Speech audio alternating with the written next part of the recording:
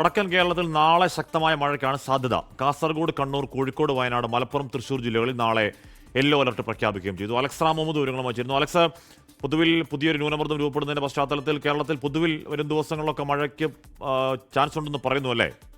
ഓണം മഴയത്താവോ അലക്സേ? ഹാഷ്മി, തിരുവോണം മഴയത്താകുമെന്നുള്ള കാര്യം കേന്ദ്ര കാലാവസ്ഥാ വകുപ്പ് പ്രവചിക്കുന്നില്ല. പക്ഷേ ഉത്രാടം ഏറെക്കുറെ ചെറിയ തോതിലെങ്കിലും മഴയത്താകും. പ്രത്യേകിച്ച് വടക്കൻ കേരളത്തിലെ പല ജില്ലകളിലും മഴ പെയ്യാൻ സാധ്യതയുണ്ട് ഉത്രാട നാൾ എന്നുള്ളതാണ് കേന്ദ്ര കാലാവസ്ഥാ വകുപ്പിന്റെ ഈ ദിവസത്തെ മുന്നറിയിപ്പിൽ നിന്ന് നമുക്ക് വ്യക്തമാകുന്നത്.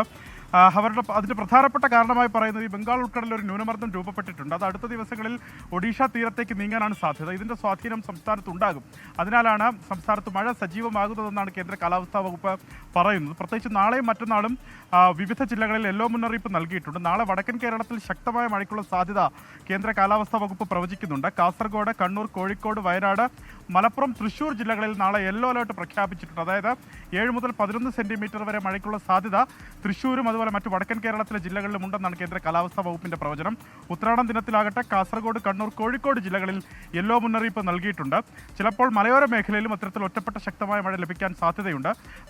വലിയ രീതിയിൽ ജനങ്ങൾ ആശങ്കപ്പെടേണ്ട ഒരു സാഹചര്യമില്ല എങ്കിൽ പോലും വടക്കൻ കേരളത്തിൽ ജാഗ്രത തുടരണം. കാരണം വടക്കൻ കേരളത്തിൽ കഴിഞ്ഞ നാളുകളിലൊക്കെയായി കനത്ത മഴ പെയ്യുന്ന ഒരു സാഹചര്യമുണ്ട്. അതിനാൽ വടക്കൻ കേരളത്തിൽ ജാഗ്രത തുടരേണ്ടതുണ്ട്. ഹാഷ്മി, അലക്സ്, ഈ തിരുവോണത്തിന് ഏതെങ്കിലും വടക്കൻ ജില്ലകളിൽ യെല്ലോ അലർട്ട് ഉണ്ടോ?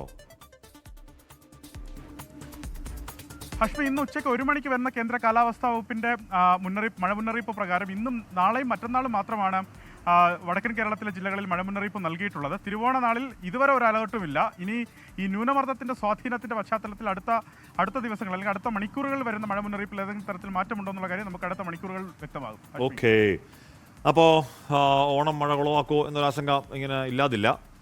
എന്തായാലും ഇതുവരെ തിരുവോണ ദിവസം മഴ പെയ്യുന്ന കാര്യം പ്രവചനത്തിലില്ല. ഉത്രാടം വരെ ഉള്ളൂ. പിന്നെ ഒരു ശക്തമായ ന്യൂനമർദ്ദം ബംഗാൾ ഉൾക്കടലിന് മുകളിൽ രൂപപ്പെടുകയാണ്. അപ്പോൾ അതിൻ്റെ ശക്തി പോലെയും ശക്തി കുറയുന്നത് പോലൊക്കെ ഇരിക്കും വരുന്ന മഴ. എന്നാലും ഇന്നു മുതൽ നാളെ മുതൽ അങ്ങോട്ടൊരു ദിവസങ്ങളിൽ ചെറുതും വലുതുമായ ഇടത്തരമൊക്കെയായ മഴ കേരളത്തിലെമ്പാടും പെയ്യാനിടയുണ്ട് എന്നതാണ് പ്രവചനം.